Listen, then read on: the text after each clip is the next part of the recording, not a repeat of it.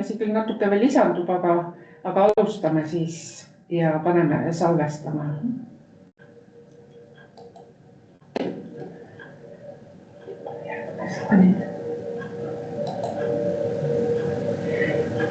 Nii. Millest me siis täna räägime? Kõigepealt teeme ülevaate 2026. aasta taotlusvoorust ja räägime tegevustest, mida on võimalik ellu viia. Nendest räägin mina, siis räägib meie järelevalvespetsialist Agnes Rosenberg teile toetuse kasutamise lepingust. Praegu on teil paljudel juba ka leping käes ja võib-olla ka juba sõlmitud, kellel veel ei ole, siis kindlasti nende päeva jooksul.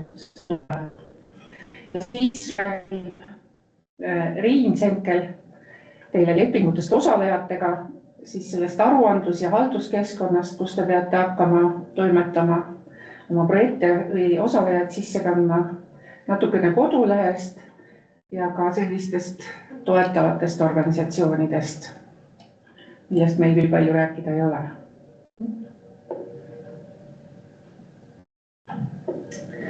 Kõigepealt siis, kuidas oli meil läks 2026. aasta taotlusvoor, kohe leidsime vea ka. 2026 peab siin loomulikult olema. Et laekus meile 48 õpirände taotlust, mida on rohkem kui kunagi eelnevalt. Ja täiskasvanuhariduse valdkonnas meil on siis 13 asutust, kes omavad akrediteeringut. Kõik need asutused esitasid taotluse ja lühiajaliste õpirändeprojektide osas laekus meil siis 35 taotlust ja nendest me saime toetada 20 taotlust. Ja see oli siis niimoodi, et kõik need taotlused, mis ületasid lävendi ehk 60 punkti, said täiskasvanuhariduses toetust. Nagu te näete, raha oli meil ka päris piisavalt, 1,5 miljonit. Ja seda raha me jagasime siis võrdselt akrediteeritud projektide ja lühiajaliste õpirändeprojektide vahel.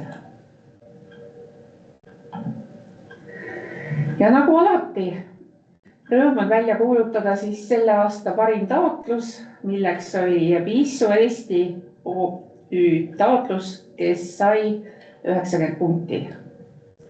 Plaksutame talle veel.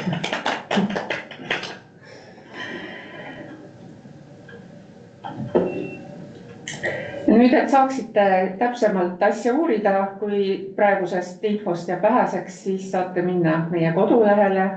Kodulehe aadress on siin, avaneb ja ühtlasi leiate meie kodulehelt ka siis eestikeelse programmijuhendi, mis on küll tegelikult väga mahukas, kui täiskasvanuharidus sellest on, ütleme siis, peaaegu 20 lehekülge, nii et ei võta tükki küljest ära, kui sealt ka natukene vaadata juurde tänasele infole lisaks.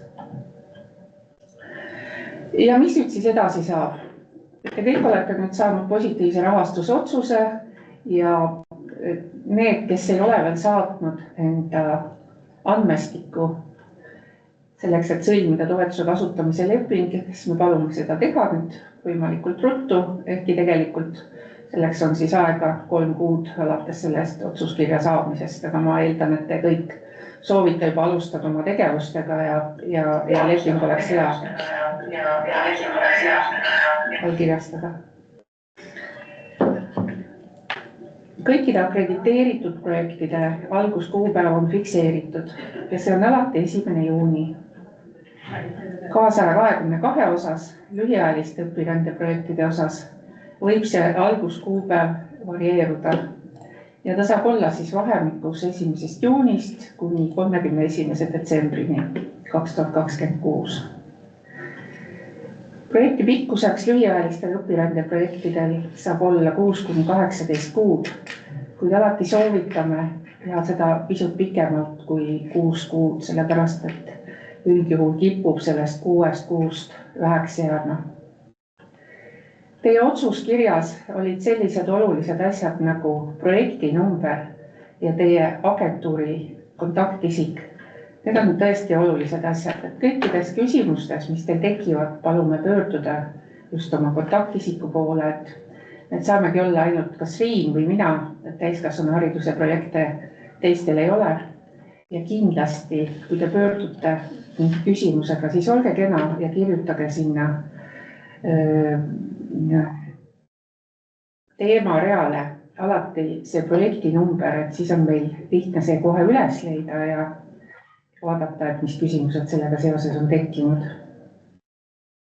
Otsuskiri on oluline veel selle poolest, et seal on ka hindajate kommentaarid, ja me kindlasti soovitame tähele panna, et kõiki asju ei ole enam võimalik muuta, kuid projekti läbiviimise käigus kindlasti mõned ekspertide head soovitused on mõistlik arvesse võtta.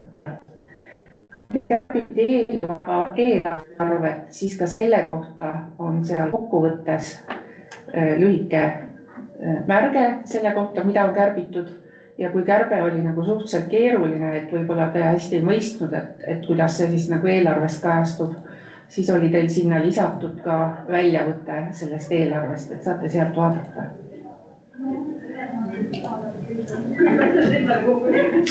Nüüd siit veel lihtsalt väike väljavõte selle kohta, mida te juba kõik väga hästi teate, kuna te olete esitanud taotluse, et tegevused jagunevad meil siis suuresti 2 haridustöötajate ja täiskasvanud õppijate õpiränneteks ja muudeks toetavateks tegevusteks.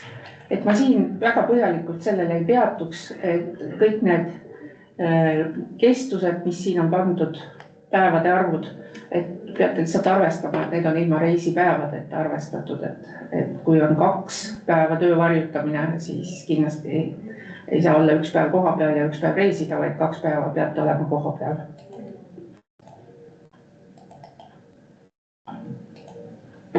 Natuke põhjalikumalt nendest tegevustest, et siin on mõningaid asju, mida tuleb alati tähele panna.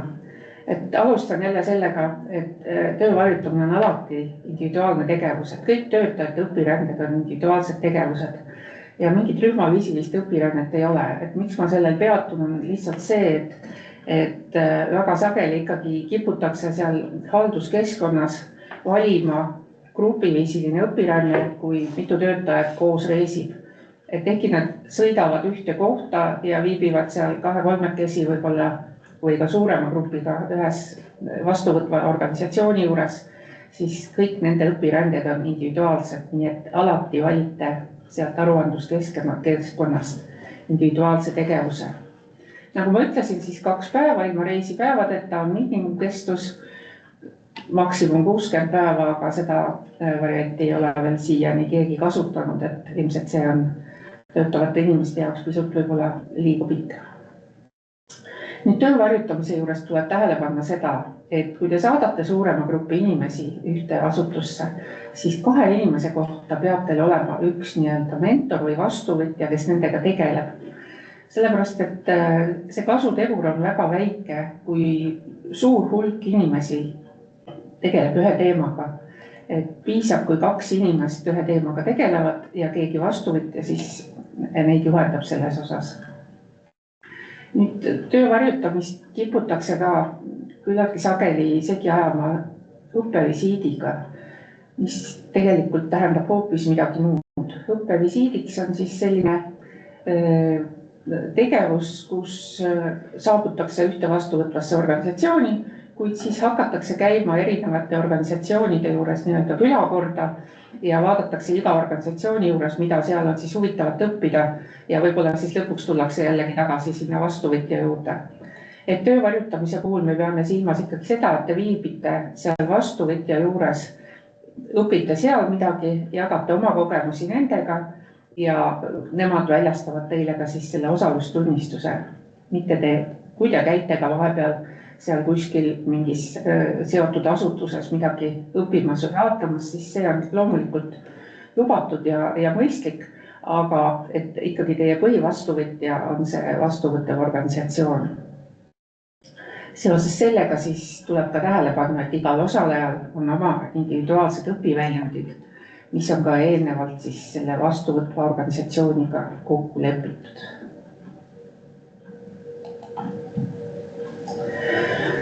Nüüd siis teine suurem tegevus töötajatele on kursustel või koolitustel osalemine. Jällegi alustan sellega, et on individuaalne tegevus. Ei saa olla grupiviisilist õpirännet koolitustel osalemiseks. Täpselt samamoodi tuleb valida individuaalne tegevus. Kursus peab kindlasti peab põhinema eelnevalt kindlaks määratud õppekaval. Ja ühele kursusele saab nüüd saata ainult 3 inimest samast asutusest. Või kui tegu on siis õpirände konsortsiumiga, siis kuni 10 inimest samast asutusest. Et programmi algusaegadel seda reeglit ei olnud, kuid kuna see kippus nagu pisut ekskursiooniks minema ühele kursusele liiga palju inimesi, siis nüüd on see 3 inimese piirang. Ja siin on ka siis öeldud, et kursusel osalejad peavad olema vähemalt 2 erinevast välisriigist. See tähendab seda, et ei lähe sinna kursusele mitte ainult ise teadmisi omandama, vaid te lähete sinna ka kontakte looma ja enda kogemusi jagama ka teistega. Nii et see on väga hea koht, kust leida endale edasisi koostööpartnereid. Et kui te edaspidi plaanite näiteks teha töövarjutamist, võib-olla esimesel aastal uued tulijad saadavad rohkem kursustele, siis seal kursusel osalejate seast on teil võimalik leida ka endale uusi koostööpartnereid. Ja ühe projekti kohta saab üks isik kursusel osaleda vaid ühe korra. Et mitte ei juhtuks nii, et ühte töötajat saadetakse pidevalt kursustel osalema ja teised ei saa sellist võimalust. Et see kursus ei saa kindlasti olla spetsiaalselt teie jaoks valmistatud või tailor-made, vaid see peab olema ikkagi eelnevalt välja kuulutatud programmi alusel ja teie lihtsalt peate ise leidma endale sobiva kursuse, et seal osaleda. Nüüd jällegi, mida olen siin ka teinud põldiks, et peate kindlasti tähele panema, mis on reegel, et kursus oleks korralikult, korrektselt pärast aktsepteeritav. Et see kursus peab toimuma selles samas riigis, kuhu on registreeritud kursuse korraldaja. Et meil siin on olnud juba juhuseid, kus on esinenud sellist asja, et järsku avastatakse, et kursuse korraldaja on registreeritud Soomes, aga kursus toimus Tenerifel. Et tegelikult nüüd tuleb seda hästi tähele panna, et just jällegi selleks, et neid ekskursioone soojale maale lihtsalt maha võtta, et te ikkagi läheksite sellisele kursusele, mis teile on oluline, mitte te ei läheks selle kursuse toimumiskoha pärast sinna osalema. Nüüd sageli küsitakse ka konverentsil osalemise kohta, et see ei ole üldse välistatud, kui on need vajalikud tingimused täidetud, see tähendab, et te lihtsalt ei istu ja ei kuula ettekandeid kogu selle aja, vaid teil toimuvad seal mingid töötoad, teil on olemas individuaalsed õpiväljundid ja ainult passiivset kuulamist ei toimu. Aga see, millistel kursustel osaleda, seda peate te nüüd ise kontrollima, et selle kohta ei saa keegi teile soovitusi anda, et peate lugema sealt tagasisidet kursuste kataloogist ja vaatama, kuidas siis osalejad selle kursusega rahule jäid.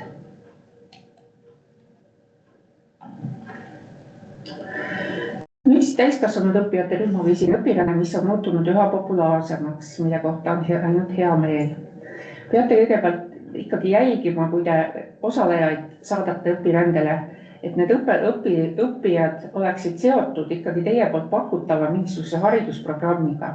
Et ei saa lihtsalt võtta enda sealt organisatsioonist inimesi, keda te arvate, et nad võiksid olla teil õppijaid, nad peavad ikkagi eelnevalt olema seotud mingi haridusprogrammiga. Siis te saate saata neid õpirändele.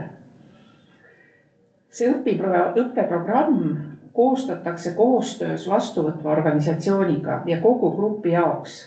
Et õppijate puhul nüüd individuaalseid õpiväljundeid või individuaalseid õppelepinguid ei ole vaja sõlmida, vaid sõlmitakse selline ühtne programm, mis siis allkirjastatakse. Aga nendest dokumentidest pärast räägime täpsemalt. Et kui nüüd mõelda, et mis valdkonnas üldse need tegevused võiksid siis toimuda täiskasvanud õppijatel, siis väga hea oleks need tegevused siduda programmi prioriteetidega, et te teate, mis need on. Need on siis kaasamine, siis digiprioriteet, siis keskkonnasäästlikkus ja osalemine demokraatlikes protsessides. Et võite mõelda, et kas nendel teemadel oleks mõistlik midagi kokku leppida ja siis täiskasvanud õppijate õpirännet korraldada. Et täiskasvanuhariduse puhul on nüüd selline asi veel, et see vastuvõtja ei pea olema mitte samasugune õppeasutus, näiteks kool, kui te saadate täiskasvanute gümnaasiumist oma grupi välja, vaid ta võib olla ükskõik mingine asutus, kes siis on nõus teiega oma teadmisi jagama, kellel on sellele täiskasvanud õppijate grupile mingit huvitavat infot pakkuda, mingid uusi teadmisi, et nendega võite siis sõlmida kokkuleppe ja saata oma õppijad. Aga täiskasvanud õppijatel nagu ka õpilaste puhul üldhariduskoolis peavad kaasas olema saatjad. See on kohustuslik, et see saatjate arv ei ole kuskil kindlaks määratud, et peate ise vaatama, et mitu inimest oleks mõistlik, olenevalt siis grupi suurusest. Ja nende saatjate olemasolu on siis vajalik lihtsalt selleks, et abistada neid õppijaid, kes võib-olla ei ole väga vilunud, sellised reisisellid ei ole väga palju välismaal käinud ja võib-olla ei ole ka väga hea keeleoskusega.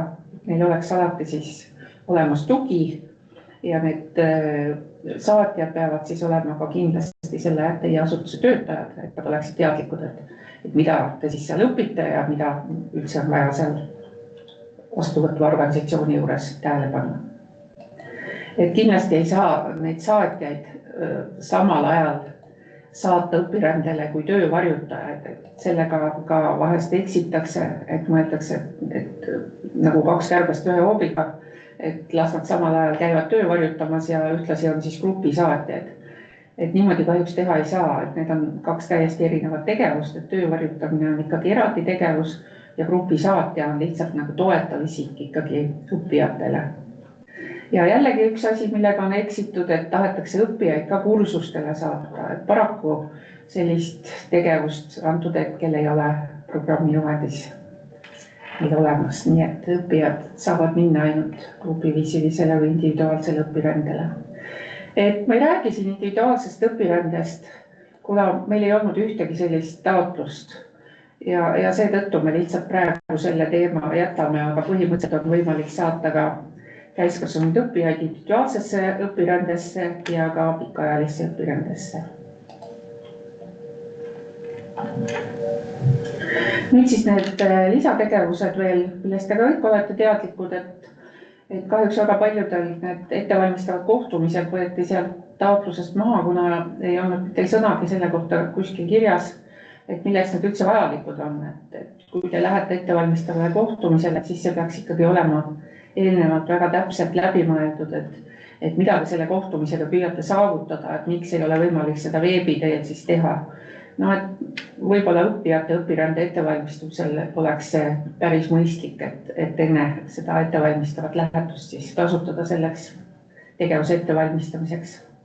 Või on täiesti uus partner, kellega lihtsalt tahate tuttavamaks saada rohkem ja nagu veenduda, et tema asjakohasuses selle õpirände läbiviimise toetamisel, et siis sellisel juhul. Aga ühe vastuvõtva organisatsiooni kohta saab korraldada siis ainult ühe ettevalmistava kohtumise ja maksimaalselt saavad osaleda siis 3 inimest selle ettevalmistava kohtumisel. Et koolituste ja kursuste ettevalmistamiseks tõesti ettevalmistavat kohtumist kasutada ei saa, kuna seal lihtsalt ei ole midagi ettevalmistada. Nüüd ka siis veel ekspertide kutsumine, mis on muutunud üha populaarsemaks, mis on ju tegelikult väga kulutulukas tegevus, et selle asemel, et saata grupp õppijaid siis välismaale, kutsute hoopis ühe eksperdi endale teie koolitajaid koolitama. Ainult tuleb siis tähele panna jällegi, et eksperti ei saa kutsuda mitte igalt poolt üle maailma, vaid ta peab ikkagi olema kas Euroopa Liidu liikmesriigist või siis programmiga liitunud riigist pärit. Ja kindlasti tuleb eksperdiga eelnevalt kooskõlastada õppeprogramm, nii nagu teie lähete välismaale oma vastuvõtjaga kooskõlastate õppeprogrammi, nii kooskõlastab ka ekspert teiega, kui ta tuleb teie juurde teid koolitama. Ja kindlasti ei saa eksperti kutsuda selleks, et ta tuleks õppijaid õpetama, vaid ta tuleb ikkagi koolitama just koolitajaid, neid, kes tegelevad ise õppijatega. Ja toimumiskohaks on siis alati teie organisatsioon, kui teie olete kutsuja. Ja nüüd siis kindlasti palume ka tähele panna seda, et eksperdiga on täpselt samamoodi vaja koostada toetuse kasutamise leping, nagu ka teie oma inimestega, kui nad ei ole teie töötajad, kui te saadate neid välismaale õpirändesse. Aga sellest jälle pisut hiljem.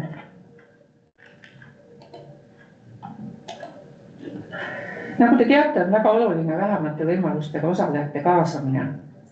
Ja Erasmus programmi üks eesmärk ongi selles, et jõuda kõikide inimestel takistusi, kui nad soovivad programmis osaleda.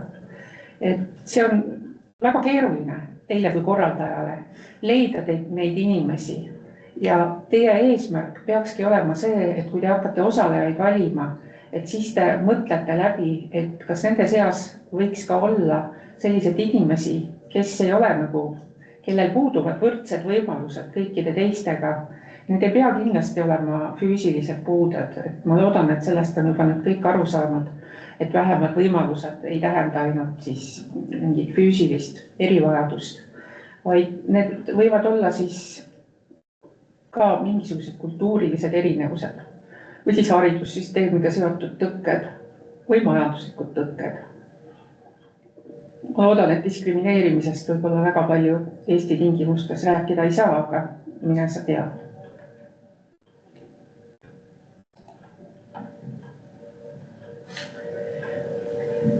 Õpiränded siis, nagu te teate, võivad olla kahte sorti. Ühed on siis füüsilised, päris kohal oldud aeg ja teised on siis põimitud õpiränded ehk blended mobility, mille kohta on ka siis eraldi pärast aruandes teil vaja selgitusi anda, et kas teil toimusid põimitud õpiränded.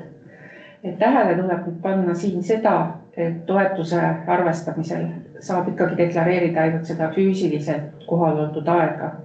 Et see aeg, mis teil kulus siis online tegevusteks, et see lisandub küll sellele õpirändele, kuid selle eest toetust kasutada ei saa. Kõiki õpirändeid on teil võimalik ka muuta. Need õpiränded, kui te olete nad planeerinud taotluses juba, siis need ju ei ole teil kuskil toetuse kasutamise lepingus fikseeritud. Ja kui teile tundub, et see õpirände, mis te olete planeerinud, näiteks kas mingi kursus või töövarjutamine ei ole sobiv, siis te saate neid ka muuta. Lihtsalt tähtis on, et need uued tegevused oleksid samamoodi kooskõlas teie projekti eesmärkidega ja vastaksid programmi juhendile. Nüüd, kui teil ongi siis nüüd leping käes ja töö saab alata, siis te peate tegema endale kindlasti tööplaani kogu perioodiks, et teil see asi läheks ladusasti. Et selles tööplaanis on väga palju asju, millega te peate arvestama. Juba olete kirjutanud ka taotluses, kuidas te kavatsete osalejaid valida, nüüd tuleb see siis ka reaalselt ellu viia ja kindlasti on vaja kõik osalejad ette valmistada õpirändeks. See ei tähenda ainult seda, et kui teil on õppijad, et nendele te siis korraldate mingit ettevalmistust, vaid kõikidele ka töötajatele on vaja selgitada kõigepealt projekti eesmärgid, miks nad üldse sinna õpirändele lähevad, nendega kokku leppida nende individuaalsed õpiväljundid, siis kellel on vajadus näiteks mingisuguse kultuurilise ettevalmistuse järgi. Te peate selle kindlasti kõik sõltuvalt nendest osalejatest endale selgeks tegema, et millist ettevalmistust siis tegelikult vaja oleks.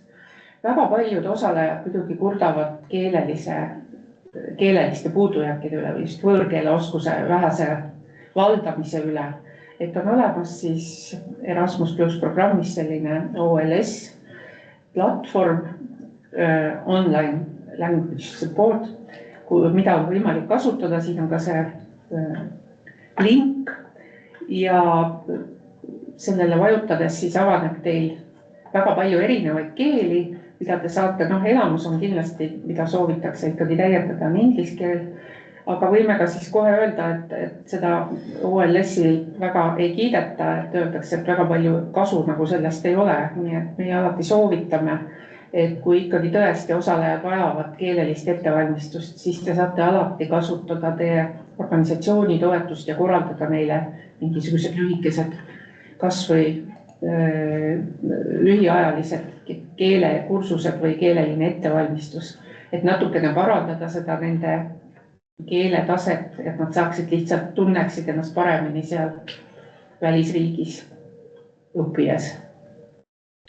Siis kellel on vaja sõlmida lepingud osalejatega, jällegi sellest räägib pärast Riin lähemalt ja ka õpirändes osalemise tunnistustest räägib Riin. Siis peate kindlasti mõtlema, et kuidas need tulemusi, mida teie töötajad seal või õppijad omandavad, et kuidas te saate nii, et omandatakse mingi teadmisi ja siis iga üks elab edasi oma nende uute oskustega, vaid eesmärk on ju ikkagi nagu organisatsiooni vajadustest lähtuvalt, et kuidas neid teadmisi hakata siis kasutama. Ja kindlasti on oluline ka siis, kuidas te pärast levitate neid tegevusi, sellest räägib ka Riin meile täpsemalt. Ja kindlasti kogu projekti vältel peab toimuma hindamine, kuidas üks või teine projekti etapp on läbi viidud ja peate läbi mõtlema siis projekti juhtimise ja korralduse. Kui te hakkate projekti ellu viima, siis on üks isik, kes on projektijuht, kuid mitte kunagi ei soovita seda teha üksinda.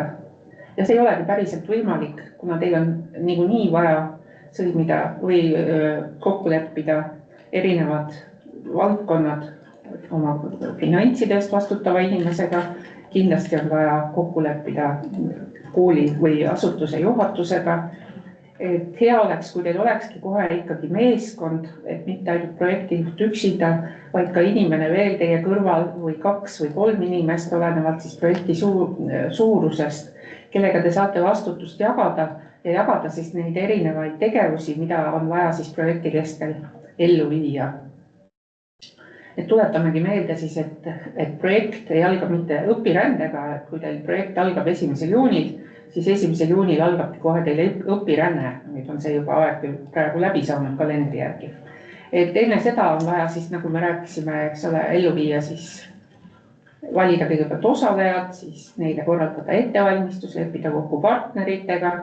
Ja selleks siis, et kõik need asjad nagu edukalt ellu viia, tuleks teil koostada detailne tööplaan, kus on siis just hea vaadata, kõigepealt oleks hea planeerida oma õpiränded, kui on võimalik juba siis väga täpselt ja sellest lähtuvalt siis paika panna vajalikud eel- ja järeltegevused. Et kindlasti on vajalik suhelda oma partneriga eelnevalt, kui te olete ka temaga juba varakult kokku leppinud mingisugused tegevused, siis kindlasti ärge jätke seda lihtsalt nii, et me kunagi leppisime kokku, et küll nad ikka teevad, vaid suhelge nendega pidevalt, vaadake, kas nad on asjaga ikkagi nagu endiselt kursis, kas nad tahavad teid vastu võtta, kas neil on olemas kõik sellised tingimused, et sellest õpirändest seal nende juures oleks kasu. Ja kui ikkagi tundub, et see partner ei ole usaldusväärne, siis parem on ta välja vahetada, loobuda temaga koostööst ja leida endale usaldusväärne partner. Ja projekti tegevuste või projekti perioodi sisse peavad siis mahtuma ka kõik järeltegevused, nagu juba öeldud, pärast siis projekti tulemuste levitus, siis milline on projekti mõju teie organisatsioonile, osalejatele, siis kuidas te projekti hindate, kõik sellised tegevused, mida te saate teha alles pärast õpirändeid, ka need peaksid mahtuma projekti tegevuste sisse või projekti perioodi sisse. Nüüd alati küsitakse, et meile natukene siin tundub, et toetust on järel, et kas me võime kaasata uusi osalejaid, et see on alati väga mõistlik tegevus, et kui teil tegelikult projekti kulud jäid väiksemaks kui need ühikupõhiste hindade eelarve näitab, siis alati, kui vähegi võimalik, kaasake ka veel osalejaid. Mina praegu sellega lõpetaksin ja vaatame, kas meil on tulnud ka mingeid küsimusi. Meil ei ole ühtegi küsimust tulnud, et kui veel peaks tekkima, siis me lõpus võib-olla siis saame ka suuliselt anda võimaluse küsida. Aga praegu ma lõpetan meie jagamise ära ja anname siis sõna Agnesele, kes räägib lepingust teile.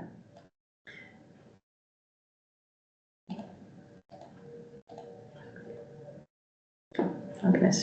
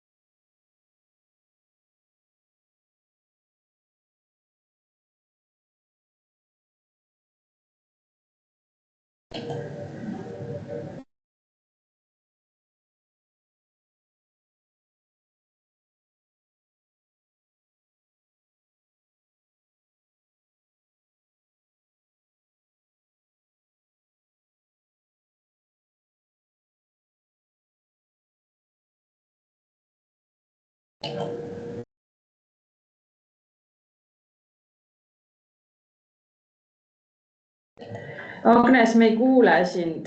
Tundub, et me pole ainukesed. Me esialgu arvasime, et asi on meis, aga tundub, et teised ka ei kuule. Aga nüüd on kuulda? Nüüd kuuleme paremini, jah. Okei, väga tore. Tere siis minu poolt.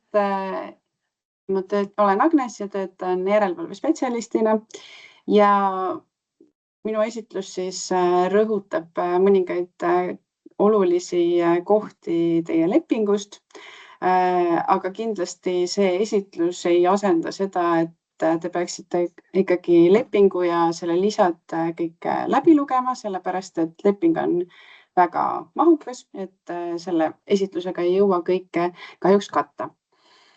Et kui te saate oma lepingu kätte, siis lisaks lepingule on seal kaasas ka andmeleht, lisa 1, kus on siis projekti tegevuste kirjeldus ja hinnanguline eelarve. See on siis teie taotlusele põhinev. Seal siis võib, nagu Asja ütles, juba ka muudatusi teha vastavalt siis vajadusele. Ja lisa 2, seal on siis rahastamiskõlblike kulude tingimused toodud, ehk siis sealt leiate, et milliseid tõendusdokumente on millise tegevuse juurde vaja. Lisa 3, kohaldatavad määrad, sealt leiate ühiku hinnad. Ja lisa 4, siis kui kohaldatakse, kui on vaja, siis on teil seal toetuse saajate ühinemisvorm. Lisa 5 on eri eeskirjad, kus on eri tingimused välja toodud ja lisa 6 siis on lepinguga seotud dokumentide näidisvormid, mis siis leiate sellelt lingilt ja hiljem saate selle esitluse ka, et siis saate kõiki neid linke lähemalt uurida. Ja teie leping jõustub siis hilisema allkirjastamise kuupäeval, milleks on siis meie agentuuri juhi allkiri ja peale lepingu jõustumist teostame 30 päeva jooksul teile ettemakse ja kui projekt on siis ellu viidud, siis hiljemalt 60 päeva pärast lepinguperioodi lõppu peate esitama meile lõpparuande ja 60 päeva hiljemalt 60 päeva jooksul peale lõpparuande laekumist teostame siis teile jääkmakse. Ja kui meil on siis lõpparuande hindamise jooksul tekib küsimusi, mida me teile esitame, siis selle lisainfo küsimise korral menetlemise aeg siis pikeneb vastavalt nii palju, kui palju aega kulub sellele, et me neid kirju vahetame ja lisainfot küsime. Oluline on meeles pidada ka seda, et kui teie saadud toetus on üle 60 000 euro, siis kõiki tõendusdokumente tuleb säilitada 5 aastat peale jääkmakset ja kui teie saadud toetus on alla 60 euro, siis on vaja 3 aastat tõendusdokumente säilitada. Lepingus on siis välja toodud kõik üldsätted, toetust puudutav info, toetuse vorm, määr, paindlikkus, hõlpmatud kulud, rahastamiskõlblikkus ja üldtingimused, toetuse rakendamine. Ja siis sealhulgas on näiteks ka huvide konflikt, projekti nõuete kohane rakendamine, aruandlus ja maksed. Lisaks siis lepingus juttu ka nõuete täitmata jätmise tagajärgedest, samamoodi toetuse vähendamisest, peatamisest ja lõpetamisest. Aga lepingus on ka väga palju muid punkte, nagu juba mainitud, et lihtsalt siis teil on aimu, mida te sealt lepingust kõike lugeda saate. Ja kui teil on vajadus lepingut muuta, siis see käib lepingu artikkel 39 järgi ja see näeb siis ette, et agentuuri tuleb kirjalikult teavitada, kui on oluline info, mis mõjutab või takistab projekti elluviimist. Ja toetuse saajal tuleb muudatust taotleda. Lepingu muudatus tuleb kindlasti vormistada sellisel juhul, kui te soovite lepingut pikendada või kui arveldusarve andmed on muutunud või kui teil on soov tõsta üle siis 15% kaasamistoetusest osalejale muudesse eelarvekategooriadesse. Ja lisa 2, mis on siis rahastamiskõlblikkuse tingimused, seal te saate tutvuda nii ühikuhinna alusel antava toetuse ja tegelike kulude järgi saadava toetuse puhul siis, mis on nende mõlema toetuse tüübi arvutamise alused, mis on selle toetuse saamise tingimused, milliseid tõendusdokumente on vaja nende jaoks ja kuidas see aruandluspool käib. Siis me räägime projekti jooksul ja aruandluse käigus nii ühikuhindadest kui ka tegelikest kuludest. Enamus arveldamisest nii-öelda käib ühikuhinna põhiselt ja ühikuhind ei võrdu siis kindlasti tegelike kuludega. Et ühikuhinnad on kindlaks määratud, te saate neid lepingulisest alati kontrollida ja ühikuhinna alusel antakse reisitoetust ja reisitoetuse arvutamiseks on siis saatva ja vastuvõtva linna ühesuunaline vahemaa linnulennult ja see vastab siis konkreetsele ühikuhinnale, mis on lepingulises toodud. Ja alati kasutage siis seda Euroopa Komisjoni poolt loodud kalkulaatorit vahemaade kirja panemiseks. Nii siis saate täpselt teada, milline ühikuhind kohaldub. Ühikuhindade alusel makstakse ka elamiskulude toetust ja ühe päeva summa sõltub vastuvõtvast riigist, kus õpirände toimub ja elamiskulusid makstakse õpirände põhikestuse ja reisipäevade eest. Kui on tavaline reisimine, näiteks lähete lennukiga, ehk siis tavaline ehk ei ole keskkonnasäästlik, siis saab kasutada maksimaalselt 2 reisipäeva, üks enne õpirännet ja teine pärast õpirännet. Kui on kasutada ka rohelise reisimisviisi, siis on võimalik kasutada kuni 6 reisipäeva, aga seda siis ainult sel juhul, kui te ka päriselt neid reisipäevasid kasutate. Ja ühikuhinna alusel makstakse ka korraldustoetust, mis siis sõltub õpirände tüübist, et kõikidel nendel kursustel, rühmaviisilistel õpirändetel, seal on erinev korraldustoetus vastavalt siis sellele, millist tegevust parasjagu tehakse. Ühikuhinna alusel makstakse ka kursuse tasusid, seal on ette nähtud 80 eurot tegevuspäeva eest ja nagu juba mainitud, siis maksimaalselt 10 päeva ühe inimese kohta. Ja üks inimene saab osaleda vaid ühel kursusel ühe projekti raames ja maksimaalselt 3 inimest siis ühest saatvast organisatsioonist saab ühel kursusel ühe projekti raames osaleda. Ühikuhinna järgi toimub ka ettevalmistavate kohtumiste tasustamine, maksustamine. Meie siis anname toetust 680 euro ulatuses osaleja kohta ja maksimaalselt 3 inimest saab osaleda ettevalmistaval kohtumisel. Ja ettevalmistav kohtumine peab toimuma kindlasti enne planeeritavat õpirännet. Ja kaasamistoetus organisatsioonile on 125 eurot inimese kohta, kui osaleb siis mõni vähemate võimalustega osaleja. ja lisaks on siis ühikuhinna alusel makstav keeleõppetoetus ja see on siis 150 € inimese kohta. Ja ühikuhindade puhul siis olulised tingimused, mõningad on neist juba ka mainitud, et saatev linn on siis alati saatva organisatsiooni asukoht.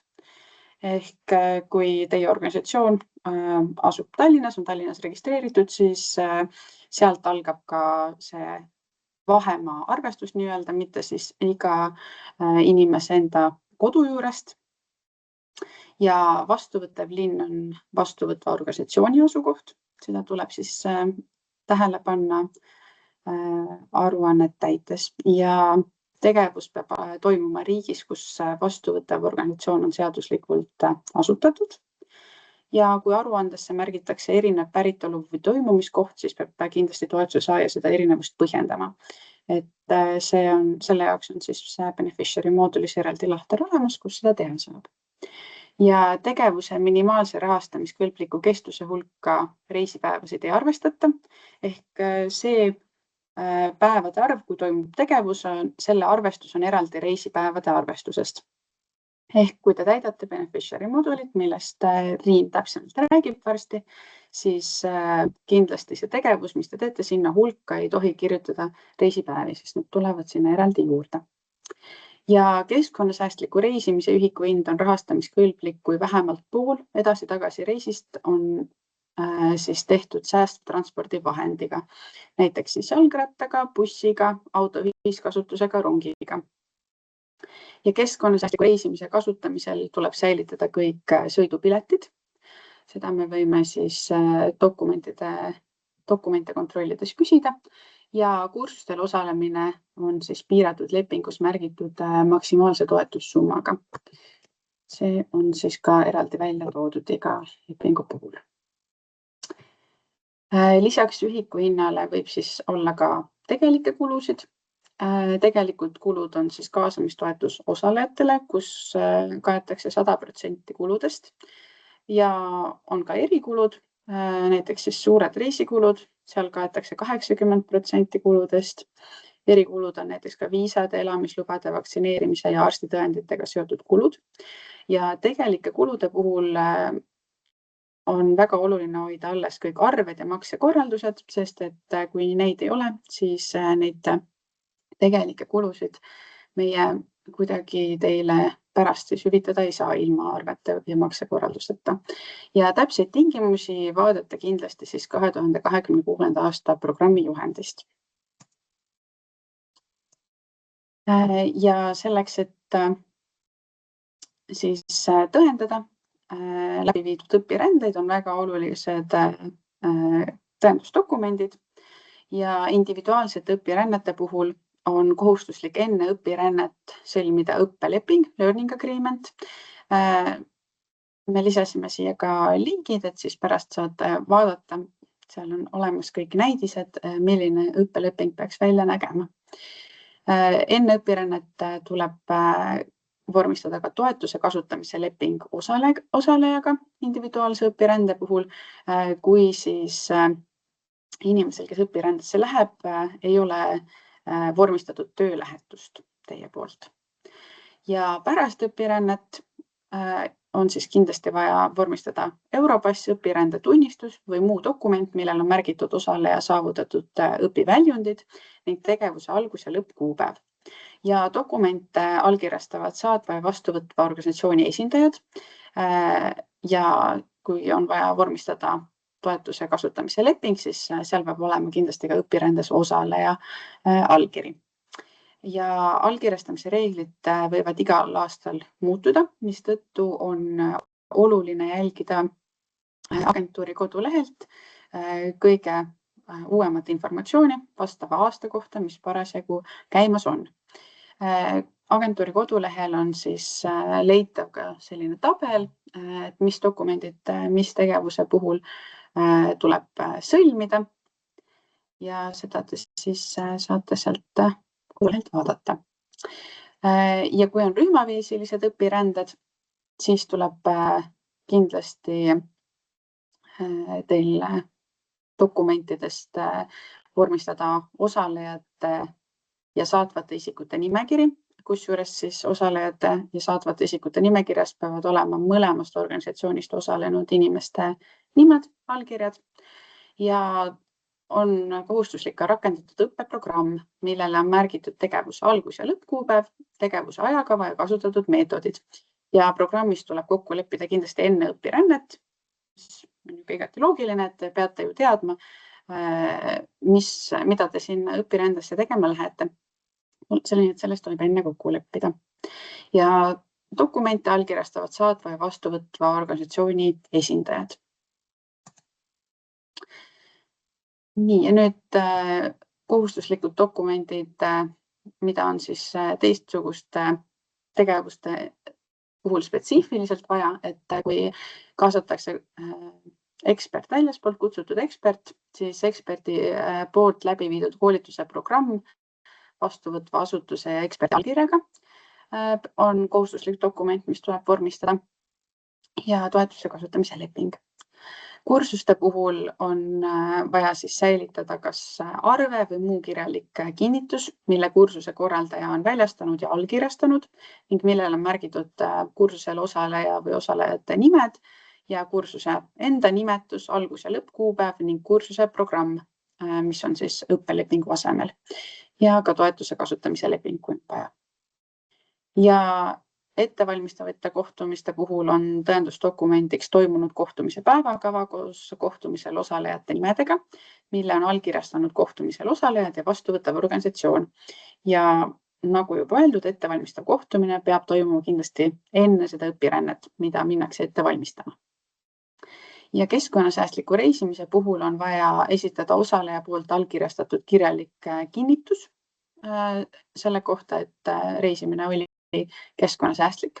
Kui tegemist on rühmaviisilise õpirändega, siis saatva organisatsiooni esindaja allkirjastab siis keskkonnasäästliku reisimise kinnituse. Samamoodi selle kohta on näidised ja olemas meie agentuuri koduleheküljel. Ja kui on kaasamistoetus organisatsioonile, ehk meil on vähemate võimalustega osalejad õpirändes osalenud, siis toetuse saaja esindaja allkirjastab kaasamistoetuse deklaratsiooni, et seda kinnitada. Lisa 5, kus siis on toodud eri eeskirjad, seal on siis juttu näiteks eelarve paindlikkusest, toetus osalejatele, kaasamistoetus osalejatele, andmekaitsest, teavitamine, levitamine ja nähtavus on seal kirjas. Meetmete rakendamise erieeskirjad leiate sealt, lepinguosaliste teabevahetuse ja siis osalejate kaitse ja turvalisuse. Ja oluline on kindlasti märkida, et osalejate kindlustuskaitse on kohustuslik. Ehk siis soovitan kindlasti ka selle lisa 5-ga tutvuda, et seal on ka palju muud. Need on lihtsalt mõned näited, mida te sealt leiate. Ja aruandlusest on siis juttu lepingu artikkel 21 ja lisa 5 on siin mõned punktid. Toetuse saajal on kohustus täita aruandluskeskkonda, beneficiary modulit ehk lühendatult BM-i. Triin siis tutvustab teile täpsemalt seda. Ja õpirändet tuleb BM-i kanda enne tegevuse algust ja toetuse saaja peab hoidma BM-i andmed ajakohasena, see on siis toetuse saaja kohustus. Ja toetuslepingus eraldatud eelarve ei ole lõplik ja lõplik toetuse summa kujuneb siis vastavalt ellu viidud õpirännetele ja õpirände tegevuste muutmisel muutub ka ühikupõhine eelarve.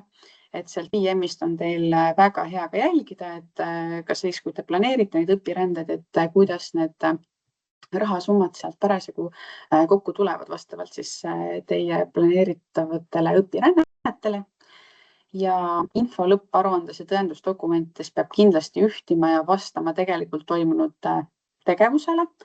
Ehk siis jällegi tuleb kindlasti silmas pidada, et dokumentides peavad olema õiged kuupäevad, allkirjade juures peavad olema kuupäevad, millal allkiri on antud, et meil oleks võimalik kontrollida lõpparuandeid ja tõendusdokumente. Ja need peavad kindlasti ühtima. Ja tõendusdokumentide lõpparuandes tuleb märkida tegevuse tegelik kestus ilma reisipäevadeta, seda PM-i siis täites. Et seal märgitakse reisipäevad eraldi, sellele ka kindlasti tähelepanu pöörata. Ja pärast õpirännet peab õpirendur täitma kindlasti osaleja aruande ehk siis tagasiside küsimustiku ja rühmaviisilise õpirände puhul siis täidab aruande vaid saatja. Seal osalejad eraldi ei pea täitma küsimustikku. Siis viime läbi ka kontrolle. Lõpparuande kontrolli käigus siis esitatud eelarve vähendamine abikõlblikkuse kriteeriumitele mittevastavuse tõttu. See võib juhtuda, et seetõttu on väga oluline jällegi vaadata, et teil on kõik abikõlblikkuse kriteeriumid täidetud, et teil on olemas kõik vajalikud tõendusdokumendid ja lõpparuande kontrolli käigus samamoodi ka korraldustoetuse vähendamine aruande kvaliteedi tõttu võib kõne alla tulla, kui aruanne saab alla 60 punkti või kuni 100% korraldustoetust ja või kursusitasusid selle tõttu, et ei ole järgitud kvaliteedistandardeid. Ehk kogu aeg projekti ellu viies tuleb nendele tähelepanu pöörata. Siis peale projekti lõppu võib toimuda ka täiendav dokumendi kontroll lõpparuande hindamise faasis. Seda kindlasti kõigi projektide puhul ei rakendata, et seal on valikud, et kindel arv neid täiendavaid dokumendikontrolle tehakse, aga mitte kõigile projektidele. Samamoodi võib toimuda kohapealne kontrolltegevuste ajal projektile või siis kohapealne kontrolltegevuste järel ja viime läbi ka süsteemi auditeid. Aga need samamoodi ei puuduta kõiki projekte, vaid selle jaoks on eraldi valim. Ja projekti elluviimise ajal või pärast seda võivad kontrollimisi ja auditeid läbi viia ka Euroopa pettusevastane amet ja Euroopa prokuratuur ja Euroopa kontrollikoda, mitte siis ainult meie.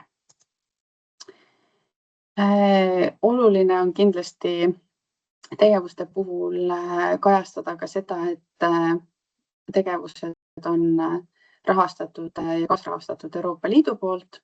Selleks tuleb projekti kajastamise juurde panna Euroopa Liidu logosid, mis osad on siin ekraani peal praegu toodud, aga lepingust artiklist 17 saate lugeda täpsemaid tingimusi, kus, mida, millal siis milliseid logosid kasutada ja võib kasutada nii eestikeelseid kui inglisekeelseid logosid, kuidas teile endale meeldib, kuidas parasjagu, millisesse kohta paremini sobib, et kas eesti või ingliskeelne logo.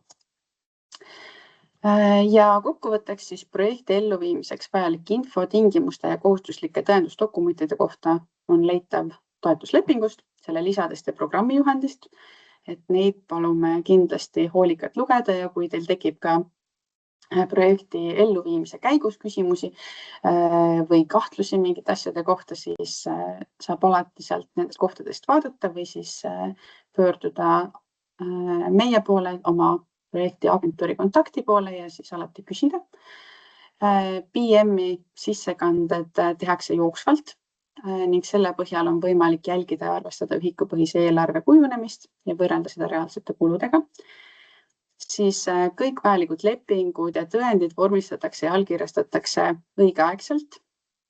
Ja kui te saate vastuvõtvalt asutuselt osalemise kinnituse, siis tuleb alati kontrollida kohe koha peal, et see dokument, mille te saate, vastaks nõuetele ja et seal olev info vastaks tegelikkusele, sest et alati võib juhtuda kas kogemata, et mõni kuupäev tunnistusel on vale või et äkki on märgitud reisipäevad tegevuskuupäevadele lisaks, et siis palun alati kontrollige seda ja pöörake sellele tähelepanu. Kui midagi on valesti, siis küsige omale palun uus tõendusdokument sellelt vastavõtuvalt asutuselt või organisatsioonilt. Ja see on minu poolt kõik. Et kui on siis veel küsimusi, siis saate neid seal küsimuste vastusest kastis küsida. Aitäh! Aitäh, Agnes, et meil on siin tõesti mõned küsimused tulnud. Ma juba vahepeal muretsesin, et kas see üldse toimib, aga tundub, et ikka saab küsimusi esitada, nii et kasutage seda võimalust julgesti. Aga üks küsimus tuli, mis puudutas nüüd seda siis, et kutsehariduses oli välja reklaamitud, et loetakse keskkonnasäästlikuks reisimise viisiks ka laeva. Siis tõepoolest täiskasvanuhariduses on ka samamoodi, et alates 2026. aasta projektidest on ka laev roheline reisiviis, kui ta on kombineeritud mõne muu keskkonnasäästliku reisiviisiga. Ehk siis kui tulete näiteks bussiga sadamasse ja jätkate reisi laevaga, siis see on roheline reisiviis.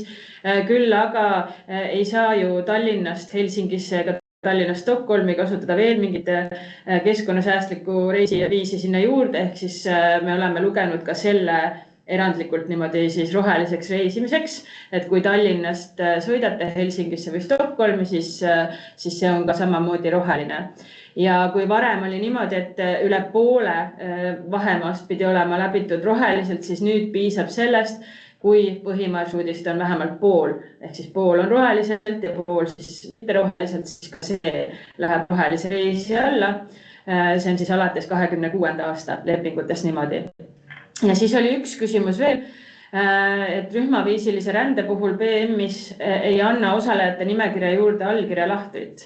Et kas iga osaleja peab ka selle allkirjastama või piisab nimedest ja organisatsioonist, Agnes?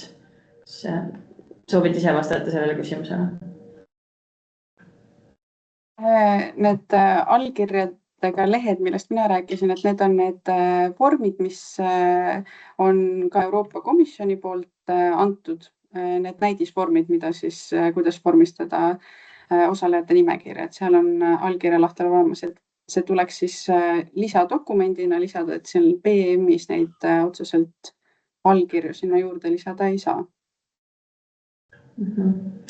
Jah, et ma lähen oma esitlusega edasi ka kohe niikuinii siit, kus me need vormid kõik leiame kodulehelt, et siis me võime vaadata, kus need vormid meie kodulehel on, et siis võib-olla on lihtsam sealt neid võtta ja kasutada.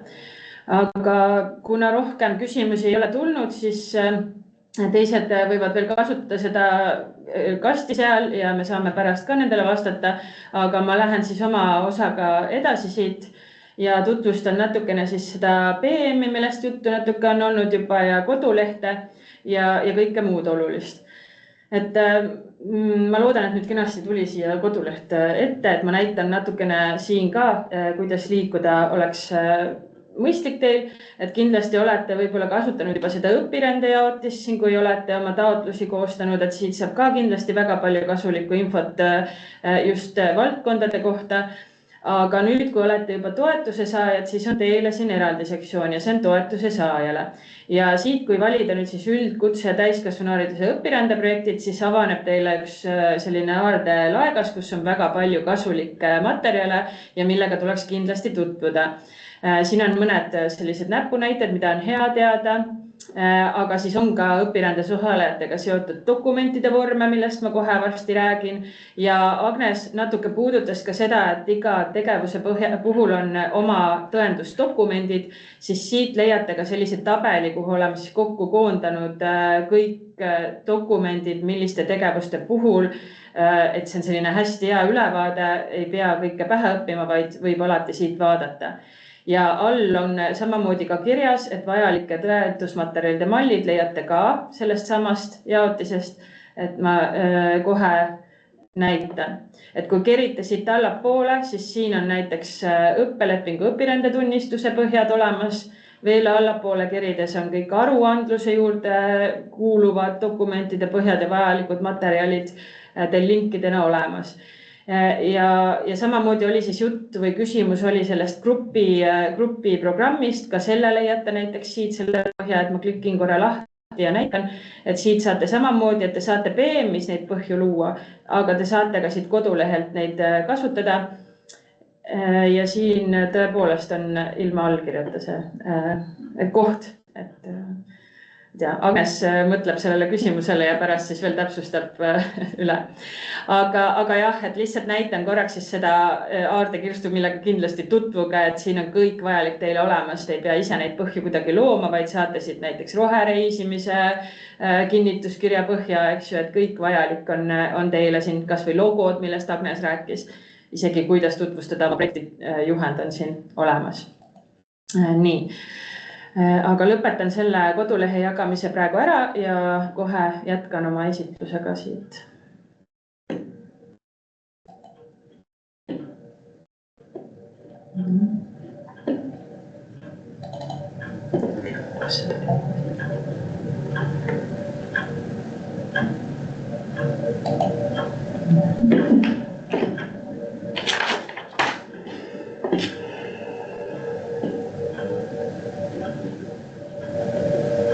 Nii, no minul näitab, et nüüd justkui oleks esitluseni jõudnud ja loodame, et teistel ka kõik ilusti slaidid on näha, et ma lippan siit Asse endisest osast üle ja jätkan siit kasulikest materjalidest. Et just praegu uuesti veel korraks selline, et kuvatõmmis teile ka sellest, mida me praegu koos siin siis vaatasime kodulehel, et meelde tuletuseks see koht, millega siis kindlasti pärast tutvuge. Nagu öeldud, seal on kõik vajalikud materjalid olemas. Nüüd siis sellest projekti haldus- ja aruandluskeskkonnast, et pärast seda, kui te olete lepingu ära sõlminud, tuleb teie e-mailile selline link, mis võib alguses välja näha selline võõrkeelne ja imelik, aga kindlasti ärge visake seda kohe prügikasti, sest et sealt avaneb teile pääse siis sinna BM-i ehk siis sinna beneficiary module'isse, mis on teie projekti halduse ja aruandluse keskkond. Ja olen siia linkinud igasuguseid kasulikke kasutusjuhendeid, et on komisjonil tehtud väga kenad sellised kuvatõmmistega, isegi videokujul osad juhendid, et sealt on väga hea niimoodi samm-sammult koos kuvatõmmistega minna ja kodulehelt leiate ka meie enda sellise salvestise BM-i koolitusest, et igasuguseid juhendeid on olemas, nende abil peaks olema üsna lihtne seda ka täita. Aga sinna siis on kohustus täita teil jooksvalt õpirändeid sisestada kohe, kui plaanid on tehtud. Et kui pärast saate selle esitluse, siis saate neid linke ka avada ja saate ka juhendeid vaadata, kuidas õpirändeid lisada. Et ma natukene tutvustan seda ka, aga ma vahepeal nüüd hüppan siis korraks veel sinna õpirändes osalejatega seotud dokumentide juurde.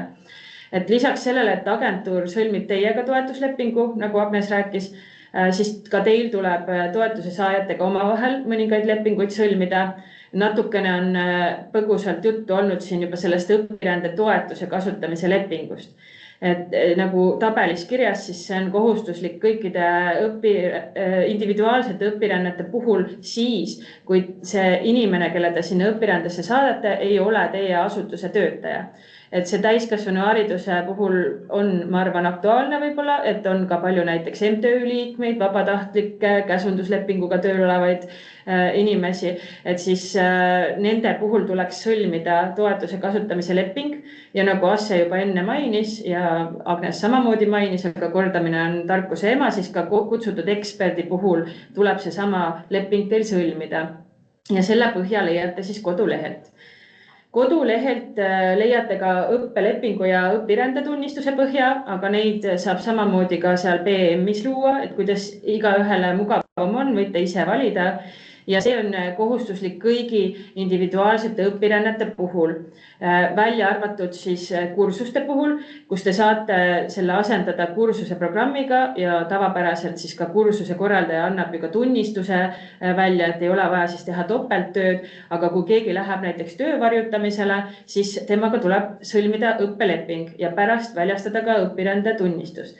Ja õppelepingu mõte on siis selles, et seal siis lepite kokku õpiväljundid ja muud korralduslikud küsimused, allkirjastate selle ja sellega siis kinnitate, et teil on selline kokkulepe õppe sisus tehtud.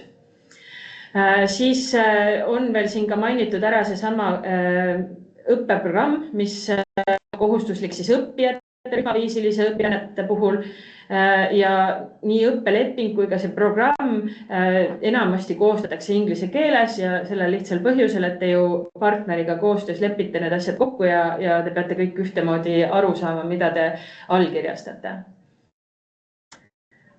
Siis nüüd siis selle BM-i juurde täpsemalt, et see on siin pilt, mis avaneb teile, kui te selle lingi avate ja ei ole veel sisse loginud. siis kõigepealt sisestate sinna selle emaili ja selleks, et enda projektile ka pärast ilusti ligi pääseda, siis sisestage sinna see email, mille te taotlusesse oma kontaktiks sisestasite. Ehk siis sellega on seotud teie taotlus ja pärast ka projekti aruandlus. Ja kui te sinna selle emaili olete sisestanud, siis see keskkond soovib ka, et te mitmefaktorilise autentimise teeksite.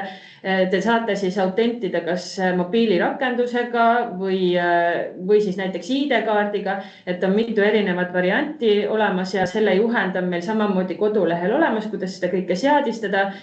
Kui esimest korda sisenete, et hiljem juba enam sellist pikemat seadistamist tegema ei pea, kui ühe korra on juba oma seade sinna ühendatud, et saate pärast siis jällegi lingilt abi, kui peaks olema tarvis. Nüüd olete sinna keskkonda sisse loginud ja avaneb teile siis projekt. Seal on vasakpoolses menüüs erinevad sakid, kus saab erinevaid tegevusi teha.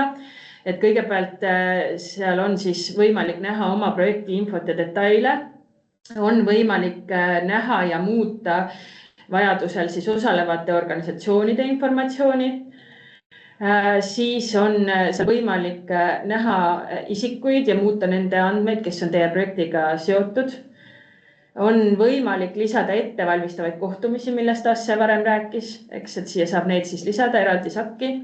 Kõige olulisem sakk on siis siin see õpirännete jaotis, millest me kohe räägime täpsemalt. Siia saategi lisada kõiki oma õpirändeid. On eraldi sakk ka vähemate võimalustega osalejate jaoks. On siis ka eelarvet võimalik siit jälgida ja hiljem siis aruanne, lõpparuanne ka siin samas raportite all koostada. Siis esimene samm, kuidas õpirännet luua, ongi valida see Mobility Activities sakk.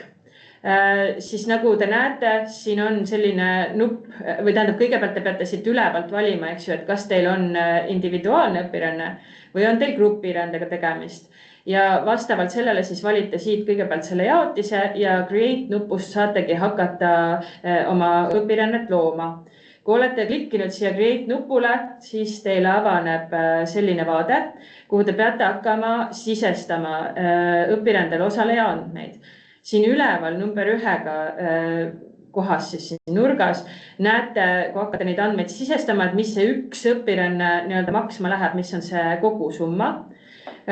Siin siis igale õpirändele genereerub selline oma ID, et seda te ei pea ise välja mõtlema, et see tuleb automaatselt ja valitegi siis tüübi, millist tüüpi õpirändega sisestamist on, tegemist on. Ja nagu siin üleval ka kirjas on, see on mustand, te saate seda alati muuta, te saate seda kustutada, et ei pea muretsema, et kui te olete siia juba midagi sisestanud, et siis nüüd niimoodi peab päriselt tegema ka, vaid te saate alati vajadusel muuta neid andmeid. Ja läheb edasi see sama koht, et siin on veel andmeid, mida tuleb osaleja kohta siis täita, tema kontaktandmed, nimi, et kõik see ja kui olete lõpule jõudnud, siis siin all lihtsalt salvestada see õpiränne ja ongi sisse kantud, et seal ei ole midagi keerulist, lihtsalt on vaja kõik tärniga väljad täita ja siis saate selle õpirände salvestada. Kui te olete selle õpirände salvestanud, siis sinna samma ilmub selline rida. Siin on tõestus veel kord selle rohelise nupu peale, et seda saab alati muuta, ka kustutada punasest nupust, kui peaks olema tarvis. Et hiljem, kui te avate selle rohelise edit nupuga selle õpirände, siis ka seal on teil võimalik neid samu dokumendi põhju, millest ma just hetk tagasi rääkisin, luua. Samamoodi tekib sinna selline sarnane Create nupp ja saate juba siis lisaks õpirändele ka dokumendi põhja luua. Õppelepingu ja pärast siis tunnistuse, nagu juttu oli. Aga teine variant on siis võtta kodulehelt need samad põhjad, kui see sobib paremini. Siis, kui õpiränne on sinna BM sisestatud ja nüüd see õpiränne oletame, et on ka toimunud, siis pärast seda tuleb anda sellele õpirändele igal osalejal tagasiside.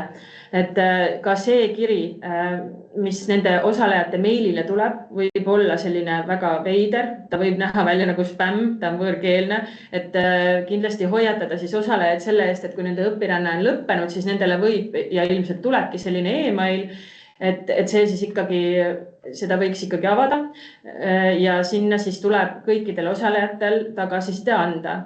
Nagu siin lõpus on väga kurjakuulutavalt kirjutatud, siis tagasiside andmine on kohustuslik osa. See on väga oluline teie lõpparuande kujunemisel. Ehk siis kõik osalejad, kes õpirändes on käinud, peavad selle ikkagi esitama. See on nende poolne panus, mida nad saavad tagasi anda selle eest, et nad õpirändes osalesid.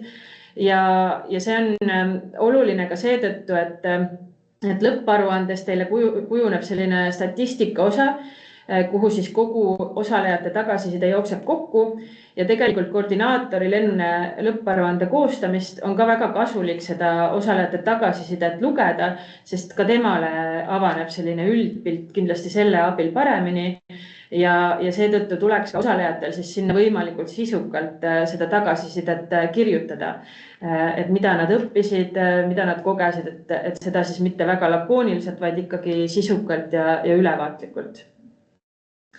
Ja kuna lõpparuandest siin juba juttu on, kuigi te alles alustate oma teekonnaga, siis ma ikkagi linkinud olen siia ka lõpparuande sellise näidise, et kes juba väga muretseb selle lõpparuande pärast, siis saab lihtsalt ette juba tutvuda, et mida siis päris projekti lõpus küsitakse, milline see lõpparuanne välja näeb. Seda saab ka vaadata. Siin on ka muid näidiseid, sellesama osaleja tagasiside ankeedi näidis. Siis on ka juhend, kuidas ankeet eestikeelseks teha ja küsimustik on oma originaalvariandis ingliskeelne.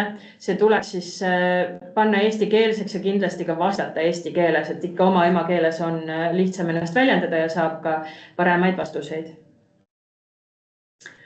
Ja siis mõni sõna ka toetavatest organisatsioonidest, et kuigi see väga levinud taotluste põhjal selline levinud praktika ei ole, siis ikkagi väike meeldetuletus, et toetav organisatsioon kui organisatsioon, siis, kes raha eest aitab vahendada saatva ja vastuvõtva organisatsiooni suhtlust. Ta võib leida teile organisatsiooni, kuhu töövarjutama minna, et mitte siin segi ajada toetavat organisatsiooni, siis vastuvõtva organisatsiooni või näiteks reisifirmaga, et toetav organisatsioon on ikkagi selline, kes siis tasu eest pakub teile sellist tuge ja abi projekti elluviimisega seotud sellistes praktilistes küsimustes.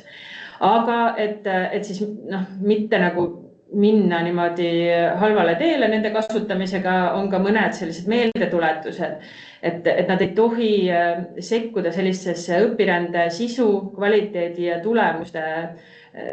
tulemustega seotud nagu siis küsimustesse ja organiseerimisse. Et olen toonud siin ka ühe näite, et kui õpiväljundite saavutatus saab kinnitada ainult vastuvõttev organisatsioon, siis toetav organisatsioon näiteks seda ei tohiks teha, et temale peavad jääma sellised administratiivsed ülesanded. Need rohelisega toodud ülesanded on siis need, millest ta võib abistada.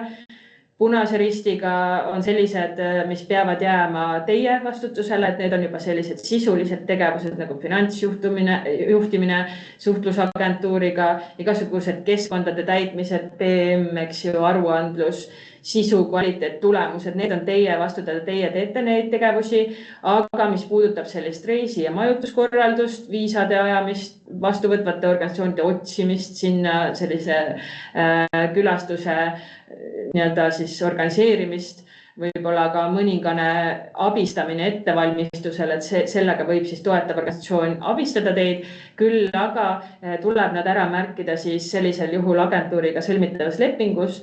Ehk siis kui siiani te seda ei teinud, siis saate veel mõelda, et kui kellelegi tundub, et neil ikkagi on toetav organisatsioon, siis kindlasti esimesel võimalusel ühendust võtta ja vaatame siis, kuidas seda lahendada. Aga kui peaks ikkagi tekkima selliseid muresid, probleeme, väljakutseid, siis see võiks olla mitte selline esimene õlekõrs, mille poole kohe siis minna, vaid ikkagi esmalt suhelda agentuuriga, praktilist nõu ja kogemust vahetada oma kolleegidega, kes ka täna siin kõik kuulamas on, eks ju, et võib-olla jagada sellist kogemust, kes on juba teinud projekte ja alguses võib-olla võtta nagu rahulikumalt, et tähtis ei ole, et teil oleks väga palju neid tegevusi, vaid ikka, et need oleks kvaliteetsed ja organisatsioon võimalikult palju areneks. Et see võiks olla selline mitte esimene variant, mida kasutada. Ja viimaseks siis natuke sellist olulist veel kokkuvõtteks, et teie siis tõenäoliselt, kes siin kuulamas olete, kõik koordinaatorid, teie võiksite siis teada, kus on leping, mis seal kirjas on, see, millest siis Agnes rääkis, kes on teie asutuse kontaktisik agentuurist, nagu Asse ütles, neid saab olla 2 tükki, kas mina või Asse, see on teil otsuskirjas välja toodud. Ja väga oluline on siis kõikides küsimustes viidata oma projekti numbrile, sest mõnedel asutustel võib olla mitu erinevat projekti. Nagu siin ennegi välja tuli, siis näiteks eelmisel aastal ei olnud laev võib-olla roheline reisiviis, sellest aastast 26. on, et siis meil on oluline teada, millisest projektist te räägite, et me saaksime võimalikult täpselt teile nõu anda. Ja kui on ka mingeid olulisi muudatusi, siis seda kindlasti kirjalikult siis oma kontaktisikule kirjutada. Ja mõni sõna siis ka meie turundustiimi poolt, et kui te hakkate oma tulemusi, tegevusi levitama, siis kindlasti jagage seda väärtuslikku infot ka meile, sest et me saame oma kanalites seda kõike võimendada. Meil on Facebook, LinkedIn, Instagram, koduleht ja nii edasi. Me saame teie lugusid seal jagada. Ja pärast seda webinari koos selle salvestuse ja muude materjalidega me saadame siis turunduse poolt kokku pandud sellise küsitluse, kus nad sooviksid kaardistada, et milliseid kanaleid meie toetuse saajad kasutavad üldsegi, kus nad oma infot jagavad. Et me väga palume siis, et leiaksite mõne minutiga vastata sellele, et see tuleb siis hiljem kirjaga teile. Ja kui te ise midagi jagate Facebookis näiteks, on võimalus ju tagida või märkida Erasmus Plus Euroopa Solidaarsuskorpuse agentuuri leht, sotsiaalmeedia leht, et siis kuvab teie postitus ka meile, me saame seda edasi jagada, saame teadlikuks sellest, et te olete midagi toredat teinud. Ja Markus on meil siis inimene, kelle poole võib pöörduda, kui teil on küsimusi seoses mingite kogemuslugudega või üldse kommunikatsiooniga.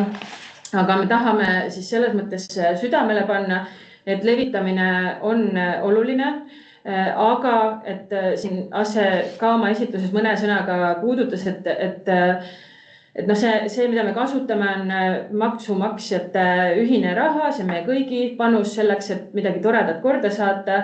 Ja kui me midagi kuskilt sotsiaalmeediast loeme, siis me ju tahaksime, et meil lugedes tekiks hea tunne, et tõesti midagi kasulikku on tehtud, midagi väärtuslikku on õpirändel korda saadetud.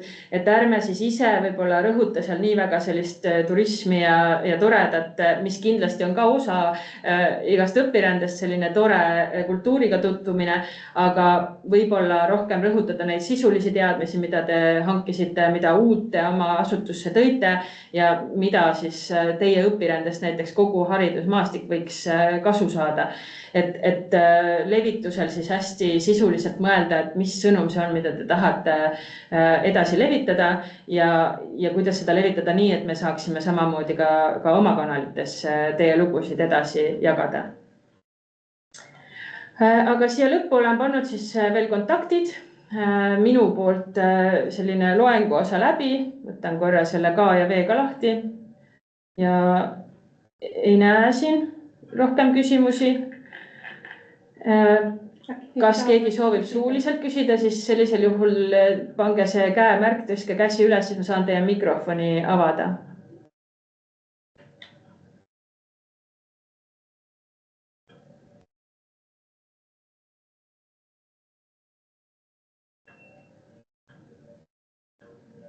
Ei tule rohkem küsimusi. Ütled, saadame linki siis ka teise salvestusega. Jah, et kui rohkem küsimusi ei tule, mis on väga kurb, siis võite ootama jääda meie salvestuse linki ja siis nagu ma ütlesin, seda turunduse poolt kokku pandud väikest küsimustiku linki, millele palume vastata ja saadame need teile siis meilitsi esimesel võimalusel. Kui küsimusi ei ole, siis alati julgesti pöörduge meie poole siis meilitsi, kui ei taha siin avalikult küsida ja jääme siis teie kirju ootama ja aitäh osalemast ja meie poolt siis kena päeva jätku.